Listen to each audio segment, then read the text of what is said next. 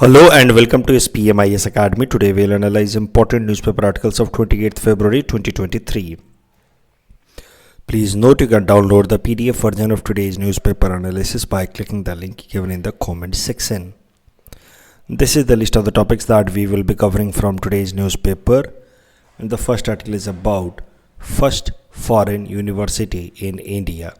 And this topic is important from our syllabus GS paper 2 governance point of view, especially from segment education. सबसे पहले देखते हैं कि foreign universities को India में ओपन होने के लिए क्या प्रोविज़न है। तो हाल फिलहाल में यूजीसी ने एक नॉर्म अनाउंस किया। उस नॉर्म के हिसाब से now the foreign universities could be open in India and they may be allowed to run in autonomous manner. तो क्या थे रूल्स यूजीसी द्वारा जो रिलीज़ किए गए। तो यूजीसी के इस नए रूल के हिसाब से foreign university with a rank among top 500 global ranking और a foreign education institution of repute in home jurisdiction can apply to UGC to set up a campus in India. सरल भाषा में कहें तो अगर कोई रेप्यूटेड यूनिवर्सिटी है, specially अगर उसके टॉप 500 ग्लोबल रैंकिंग में से उसकी एक रैंक है, तो वो यूजीसी के पास अप्लाई कर सकता है for opening a campus in India. The foreign university that opens in this manner will have autonomy to decide its fee structure and it will face no cap that are imposed on Indian institution. तो उसके ऊपर कोई fee structure से related कोई cap या limitation भी नहीं होगा। हाँ, but the fee should be reasonable and transparent. उसमें कोई ऐसे एड ऑन्स वगैरह नहीं होने चाहिए जिससे स्टूडेंट्स का एक्सप्लॉयटेशन हो। The university will also have autonomy to recruit faculty from India or abroad. तो faculties या staffs वो यूनिवर्सिटी चाहे जो फॉरेन यूनिवर्सिटी इंडिया में खुलेगी तो उसके पास ऐसी फ्रीडम होगी कि वो इंडिया या अब्रॉड से अपने फैकल्टीज या स्टाफ को अपॉइंट कर पाएँ। क्या फ़ायदे हो सकते हैं फॉरेन यूनिवर्सिटीज़ को इंडिया में अलाउ करने से। तो देखिए, हर साल लगभग 4.5 लाख स्टूडेंट्स इंडिया से विदेशों में पढ़ने जाते हैं और जिस कारण से हमारा लगभग 28 से 30 बिलियन डॉलर का फॉरेक्स रिजर्व विदेशों में चला जाता है। अगर फॉरेन यूनिवर्सिटीज़ धीरे धीरे इंडिया में खुलने लगेंगे तो ये जो आउट माइग्रेशन है स्टूडेंट्स का और उसके कारण होने वाला आउटफ्लो है फॉरेक्स रिजर्व का, वो कुछ हद तक कम होगा। Of course when foreign universities will open in India it will bring competitive environment in India and that will help in improving the quality education. तो ये जो यूनिवर्सिटी ओपन करने का कॉन्सेप्ट है इंडिया के अंदर, फॉरेन यूनिवर्सिटी को allow करने का कॉन्सेप्ट है, it is in line with national education policy of 2020। बात की जाए यूजीसी की, इस संस्थान की जिसके पास पावर है हायर एजुकेशन को रेगुलेट करने का और जिसके पास अप्लाई करके फॉरेन यूनिवर्सिटीज़ ओपन किए जा सकते हैं इंडिया में, तो UGC is a statutory body, यानी कि एक ऐसा बॉडी जिसको एक कानून से बनाया गया है। उस कानून का नाम है UGC act of 1956। UGC is responsible for coordination, determination and maintenance of standards of higher education. तो जैसे कि मैंने आपको बताया, University Grants Commission statutory regulatory body है जिसके पास अधिकार है हायर एजुकेशन को रेगुलेट करने का हमारे देश में। तो यूजीसी के पास ही पावर है to give recognition to universities in India, उनको फंड डिस्पर्स करना to the recognised universities. And UGC is regulated by department of higher education which comes under ministry of education. अब करंट न्यूज़ देखते हैं। तो UGC ने permit किया है foreign universities को इंडिया में ओपन करने के लिए ऑफ देयर कैंपसेस। तो इसके साथ ही now Australia's Deakin university is set to become the first foreign university to enter into India with an independent campus. ये जो ऑस्ट्रेलिया की डेकिन यूनिवर्सिटी का इंडिपेंडेंट कैंपस खुलेगा वो खुलेगा गुजरात के गिफ्ट सिटी में। ऑस्ट्रेलिया के इस डेकिन यूनिवर्सिटी की बात की जाए तो it is ranked 266 in QS World University Ranking. The campus of this Deakin University is expected to be open in GIFT City and to become operational by next year. The next article is about National Science Day and this topic is important from our syllabus GS paper 3 Science and Technology point of view। आज का दिन 28 फरवरी हमारे देश में national science day की तरह celebrate किया जाता है। आज के दिन की खासियत ये है कि इसी दिन डॉक्टर सीवी रमन साहब ने, जो इंडिया के बहुत ही जाने माने रेनाउंड फिजिसिस्ट हैं, उन्होंने डिस्कवरी किया था रमन स्पेक्ट्रोस्कोपी का। रमन स्पेक्ट्रोस्कोपी से रिलेटेड एपीएससी ने हाल फिलहाल में कई सारे डिपार्टमेंटल एग्जाम्स में सवाल पूछे हैं। That makes this particular topic very important for this year. तो आज के दिन 28 फरवरी 1928 में सीवी रमन साहब ने रमन स्पेक्ट्रोस्कोपी, जो फिजिक्स का एक इम्पॉर्टेंट कॉन्सेप्ट है, उसकी डिस्कवरी की थी। इनफैक्ट उसको अनाउंस किया था। देखिए, रिसर्च तो काफ़ी टाइम से चल रहा होगा।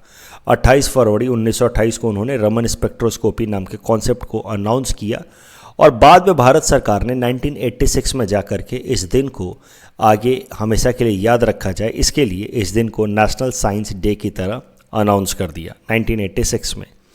Raman spectroscopy is also known as Raman effect in physics. The Raman effect जो सीवी रमन साहब ने ढूंढ निकाला, उसके कारण सीवी रमन साहब को नोबेल प्राइज भी दिया गया फिजिक्स में इन 1930। 2023 इस साल का जो नेशनल साइंस डे है, उसका थीम है global science for global well being. Raman spectroscopy की अगर बात की जाए तो क्या है ये? देखिए, रमन स्पेक्ट्रोस्कोपी एक तरीका है जिससे मॉलिक्यूल्स, केमिकल मॉलिक्यूल्स के स्ट्रक्चर को पता किया जा सकता है। Raman spectroscopy is a non destructive chemical analysis technique which provides detailed information about chemical structure. तो ये केमिकल कंपाउंड है, इसके डिटेल्ड केमिकल स्ट्रक्चर को पता किया जा सकता है with help of Raman spectroscopy. इसको non destructive chemical analysis technique इसलिए कह रहे हैं क्योंकि रमन स्पेक्ट्रोस्कोपी की मदद से जब केमिकल एनालिसिस की जाती है तो ये जो केमिकल मॉलिक्यूल है, इसमें कोई भी डिस्ट्रक्शन या चेंज नहीं आता है। हाउ रमन इफेक्ट या रमन स्पेक्ट्रोस्कोपी वर्क्स? तो देखिए, नॉर्मली जब हम कोई लाइट इंसिडेंट कराते हैं किसी भी केमिकल मॉलिक्यूल पे, तो वो जो लाइट है वो स्कैटर होता है इस तरीके से। ये इंसिडेंट लाइट है और ये स्कैटर्ड लाइट है। 99.99% जो लाइट है वो नॉर्मल एक्सपेक्टेड लाइन में ही स्कैटर होते हैं। Most of the scattered light is of the same wavelength और colour as the laser source. तो ये है लेजर सोर्स लाइट यानी कि इंसिडेंट लाइट, और 99.999% जो स्कैटर्ड लाइट है they are of the same wavelength and colour as that of the incident laser light. लेकिन about 0.00001% of the light is of different wavelength and different color, and this scattering which is of different wavelength and different color is known as Raman scattering। और इस scattered light के wavelength को study करके one can detect about the structure of the chemical molecule जिसकी study की जा रही है, और इसी कारण से इसको नाम दिया गया Raman scattering। Raman scattering incident light, most of the light is of the same wavelength of the incident light, but some of the light, a fraction of the light which is scattered is of different wavelength, and this different wavelength scattered light becomes the basis for understanding the chemical structure of the molecule। देखिए, इस topic के basis पे prelims practice question हमने आपको दे रखा है। Please attempt this question and you can submit the answer in the comment section. The next article is about defense exports of India. This topic is important from our syllabus GS paper 3 Indian economy point of view। देखिए, हाल फिलहाल में बेंगलोर के अंदर होने वाला air expo के दौरान हमारे डिफेंस मिनिस्ट्री ने अनाउंस किया कि India is now setting up a target of exporting $5 billion of defence exports by 2024-25। तो ये डेटा याद रखना होगा आपको। डिफेंस एक्सपोर्ट पे अगर कभी भी सवाल आ जाए तो आपको कोट करना होगा कि now annual defence export target as per defence ministry of India is $5 billion by 2024-25। अगर इंडिया के एक्सपोर्ट ट्रेंड की बात की जाए तो as per Stockholm International Peace Research Institute, ये जो इंस्टीट्यूट है ये डिफेंस एक्सपोर्ट से रिलेटेड बहुत ही ऑथेंटिक रिपोर्ट्स पूरे दुनिया भर में पब्लिश करता है। शॉर्ट में इसको कहते हैं सिप्री रिपोर्ट। तो सिप्री रिपोर्ट के हिसाब से इंडिया का डिफेंस एक्सपोर्ट पिछले 5 सालों में 334% राइज हुआ है। And with this India has entered into top 25% exporters of the world. As per defence minister, India's export in the fiscal year 2021-22 was about 14,000 crore, which is highest ever defense export for India for any fiscal year. तो 14,000 करोड़ का export हम already कर चुके हैं 2021-22 में। 2024-25 तक target है $5 billion का डिफेंस एक्सपोर्ट करने का। अगर कभी भी सवाल आ जाए आत्मनिर्भर भारत अभियान पे, तो आत्मनिर्भर भारत अभियान में डिफेंस मैन्युफैक्चरिंग पे कभी भी सवाल आ जाए तो ये सारे डेटा हम कोट कर सकते हैं। Which defence equipment does India export, कौन कौन से डिफेंस इक्विपमेंट इंडिया एक्सपोर्ट कर रहा है।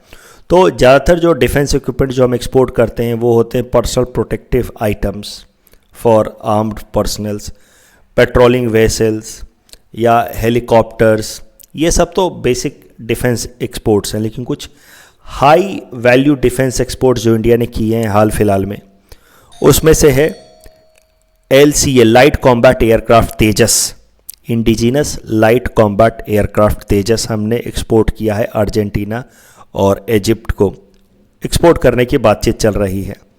उसके अलावा last year India signed a deal of about $375 million contract with Philippines to export BrahMos supersonic cruise missile.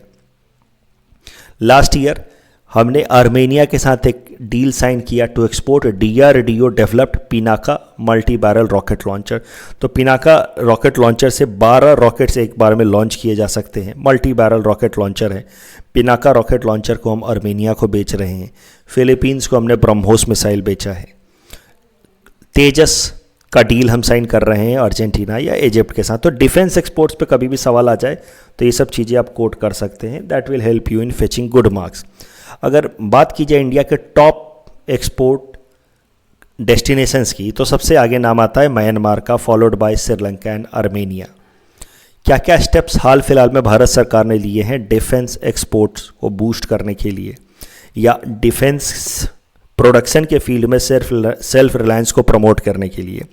What steps have been taken by government of India in recent times, वो भी जरा देखते हैं। तो बजट 2023-24 में हाल फिलहाल में जो बजट रखा गया, उसमें भारत सरकार ने एक टारगेट रखा है कि जो भी हम डिफेंस इंपोर्ट करेंगे, the government has earmarked 75% of its defence capital budget for 23-24 for the fiscal year 2023-24 towards procurement of domestic sources। इस पॉइंट का क्या मतलब है मैं अच्छे से समझा देता हूँ। 2023-24 के बजट में जो हाल फिलहाल में बजट रखा गया है, उस बजट में भारत सरकार ने कहा है कि अब आगे से जितना भी डिफेंस में कैपिटल प्रोक्योरमेंट हम लोग करेंगे, या दूसरे शब्दों में कहें तो कैपिटल एक्सपेंडिचर जो भी हम डिफेंस में करेंगे, उसमें 75% कैपिटल एक्सपेंडिचर हमारे देश के अंदर बनी हुई इक्विपमेंट्स के ऊपर ही करेंगे। यानी कि मान लीजिए कि अगर 100 करोड़ का हम लोग इक्विपमेंट खरीद रहे हैं, कैपिटल गुड्स खरीद रहे हैं या कैपिटल एक्सपेंडिचर कर रहे हैं डिफेंस में, तो उसमें से 75 करोड़ का कम से कम देश की बनी हुई कैपिटल गुड्स के ऊपर ही खर्च किया जाएगा। So this is one major announcement in order to strengthen India's defence manufacturing sector. उसके अलावा 2 डिफेंस इंडस्ट्रियल कॉरिडोर बनाए जा रहे हैं, एक उत्तर प्रदेश में और दूसरा तमिलनाडु में, in order to boost India's defense manufacturing. The next article is about Bodoland International Knowledge Festival and this topic is important from our syllabus GS paper 5 Assami Su's point of view. तो देखिए, पहला Bodoland international knowledge festival conduct कराया जा रहा है Kokrajhar district of Assam में। First international knowledge festival of Bodoland. तो Bodoland international knowledge festival जो कराया जा रहा है, it is being hosted by Bodoland university in support with Bodoland territorial region government. Goal क्या है ये बोडोलैंड इंटरनेशनल नॉलेज फेस्टिवल का? गोल है to exchange knowledge and solution sharing approach with other countries of the world और other experts from the world in order to attain SDG goals 2030। तो SDG goal, sustainable development goals को attain करने के लिए पूरे दुनिया भर में क्या बेस्ट प्रैक्टिसेस हो रहे हैं, क्या सही नॉलेज हो सकता है उसको अटेन करने के लिए, उन सब चीज़ों को समझने के लिए बोडोलैंड टेरिटोरियल रीजन के एडमिनिस्ट्रेशन ने ये बोडोलैंड इंटरनेशनल नॉलेज फेस्टिवल हाल फिलहाल में कंडक्ट कराया है। तो जो स्टेटेड गोल है इस बोडोलैंड इंटरनेशनल नॉलेज फेस्टिवल का वो ये है that it aims to draw the best practices from across the world to enhance scientific temperament for creation of peaceful green and smart Bodoland in light with Bodo peace accord of 2020। तो Bodo peace accord के हिसाब से अब बोडोलैंड को एक peaceful green and smart region की तरह develop करने के लिए ये बोडोलैंड इंटरनेशनल नॉलेज फेस्टिवल मनाना शुरू किया गया है। बोडोलैंड के अंदर जो ये बोडो पीस अकॉर्ड साइन किया गया 2020 में, उसका थोड़ा सा बैकग्राउंड देख लेते हैं। वैसे पिछले महीने मुझे लगता है जनवरी में ही मैंने रिवाइज कराया था, एक बार फिर से बोडो पीस अकॉर्ड को रिवाइज कर लेते हैं। देखिए, बोडो रीजन जो है हमारा स्टेट असम में जो नॉर्थ वेस्ट रीजन है 4 डिस्ट्रिक्ट्स, वहाँ पे हमेशा से ही एक तरीके की इंसर्जेंसी की टेंडेंसी रही, आप कह सकते हैं प्री इंडिपेंडेंस टाइम से। वो इंसर्जेंसी की टेंडेंसी के पीछे मुख्य कारण था negligence of development of that area. वहाँ के एरिया का डेवलपमेंट ठीक तरीके से ना होने के कारण वहाँ पे एक डिसकंटेंट रहा लोगों के अंदर, पेंट ऑफ फ्रस्ट्रेशन रहा लोगों के अंदर। और यही कारण है कि 1929 में जब साइमन कमीशन आई और कॉन्स्टिट्यूट किया गया for making recommendations for government of India 1935 act, तो उस साइमन कमीशन के सामने बोडो लीडर काली चरण ब्रह्मा साहब ने एक रिक्वेस्ट सबमिट किया to have a separate political identity for Boro tribes. तो मतलब बोरो ट्राइब्स को हमेशा से ही एक एलियनेशन की फीलिंग रही उस टाइम में, आज़ादी से पहले के वक्त में, and that is why they submitted a request to the Simon commission for have a separate political identity for Boro tribe. 1970 तक ये जो डिमांड है वो और ज़्यादा स्ट्रॉन्ग होने लगा, and there was a demand for a separate state Udayachal to be created out of Assam. तो ये प्रपोज्ड रीजन था फॉर उदयाचल, कोकराझार, चिरांग, धुबरी डिस्ट्रिक्ट्स को एक साथ मिला करके उदयाचल नाम का अलग स्टेट बनाने का। जब ये डिमांड पूरी नहीं हुई तो कई सारे इंसर्जेंट ग्रुप्स राइज होने लगे, आर्म्ड इंसर्जेंट ग्रुप्स जैसे कि BLTF, Bodoland liberation tiger front, NDFB, ये सब इंसर्जेंट ग्रुप्स राइज होने लगे। धीरे धीरे इस एरिया में डेवलपमेंट भी आना शुरू हुआ। भारत सरकार ने इस एरिया पे ध्यान देना शुरू किया, स्टेट गवर्नमेंट ने ध्यान देना शुरू किया, लोकल डेवलपमेंट्स आए, एम्प्लॉयमेंट जनरेशन हुआ, और इस कारण से इंसर्जेंसी सप्रेस हुई over a period of time, and the insurgent groups started to join the peace process. For example BLT, Bodoland liberation tiger front ने, BLTF ने 2003 में पीस प्रोसेस ज्वाइन कर लिया, और उसके बाद बोडोलैंड टेरिटोरियल एरिया बनाया गया under schedule 6 of the Indian constitution, जिसमें 4 डिस्ट्रिक्ट कोकराझार, चिरांग, बक्सा और उदालगिरी डिस्ट्रिक्ट्स को डिक्लेयर किया गया as a tribal area under schedule 6 of the constitution. 2005 में NDFB ने पीस प्रोसेस ज्वाइन कर लिया। जो मेजर आउटकम था वो आया 2020 में, क्योंकि NDFB के अंदर एक फैक्शन या एक ग्रुप था, NDFB-S faction, national democratic front of Bodoland Songbijit faction. Songbijit faction ने भी पीस प्रोसेस को ज्वाइन किया 2020 में with signing up of Bodo peace accord on 26 January 2020। That was major outcome और you may say major event in Bodoland insurgency, because with signing of peace accord with Assam government and government of India by NDFB-S in 2020, you may say कि Bodoland insurgency came to complete end. This was one major last major insurgent groups of Bodoland region that joined the peace process. तो ये जो Bodo peace process लाया गया 2020 में, या Bodo peace accord लाया गया 2020 में, जिसमें भारत सरकार, असम सरकार और NDFB-S सोंगबीजीत फैक्शन ने एग्रीमेंट साइन किया, उसमें क्या क्या बातों पे फाइनल अप्रूवल दिया गया वो जरा देखते हैं। तो provisions of Bodo peace accord, उसको एक एक करके देखते हैं। Bodoland territorial area district was to be restructure into Bodoland territorial region. इसके लिए क्या करना था कि जो पहले से BTAD था उसमें कुछ नॉन बोरो विलेजेस इंक्लूड हो गए थे, उसको एक्सक्लूड करना था, और कई सारे बोडो विलेजेस एक्सक्लूड हो गए थे पहले वाले BTAD में, उसको इंक्लूड करके एक नया BTAD बनाना था जिसको बोला जाएगा BTR। तो नॉन बोरो रीजन को एक्सक्लूड किया गया, बोरो रीजन को इंक्लूड करके BTAD was restructure into BTR। more power to Bodoland Territorial Council, and for that reason, the seats of the Bodoland Territorial Council increased from 40 to 60. ST status to hill residing or hill inhabited Bodos. Central University created in Barama town of Buxa district. 1500 crore developmental package for Boro region. Assam government also promised to set up Bodo Kachari Autonomous Council, which will be a satellite council for the focused development of Bodo villages outside BTR, Bodoland Territorial Region. Indian government promised to expedite the process of granting hill status to Bodo living in hill areas and scheduled tribe status to Bodos living in the hill districts of the Karbi Anglong and Dima Hasao. तो जो इस area में कार्बी अंगलोंग और डीमा हसाओ में जो बोडो लोग रह रहे हैं उनको शेड्यूल ट्राइब स्टेटस का प्रॉमिस किया गया. And deputy commissioners and superintendent of police in Bodo regions BTR region to be appointed in consultation with BTC Bodoland territorial council authority. इस टॉपिक के बेसिस पे प्रीलिम्स प्रैक्टिस क्वेश्चन हमने आपको दे रखा है. Please attempt this question and you can submit the answer in the comment section. The next article is about CHIP4 alliance and this topic is important from prelims exam point of view. देखिए, एक informal group बनाया गया है जिसका नाम है CHIP4 या FAB4. It is an alliance of 4 world's top producers of semiconductor, that is US, Japan, Taiwan and Korea. इन 4 देशों के अलायंस जो दुनिया के 4 मेजर सेमीकंडक्टर देश हैं उनका अलायंस बनाया गया जिसका नाम दिया गया CHIP4 या FAB4. ये 4 देश अकेले पूरे दुनिया का 70% से भी ज़्यादा सेमीकंडक्टर प्रोड्यूस करते हैं. ये जो CHIP4 अलायंस है that was first proposed by US in March last year. ये जो CHIP4 अलायंस है या FAB4 अलायंस, इसका मेन गोल है कि ये 4 देशों के बीच में कोऑपरेशन डेवलप किया जाए ताकि सेमीकंडक्टर जो प्रोडक्शन है उसको स्ट्रीमलाइन किया जा सके. सेमीकंडक्टर या आप कह सकते हैं चिप का जो प्रोडक्शन है हाल फिलहाल में काफ़ी ज़्यादा शॉर्टेज है उस सेक्टर में और इस कारण से ऑटोमोबाइल सेक्टर या इलेक्ट्रॉनिक सेक्टर में डिक्लाइन देखा जा रहा है. तो चिप प्रोडक्शन को स्ट्रीमलाइन किया जा सके इसके लिए CHIP4 या FAB4 अलायंस प्रपोज किया गया है.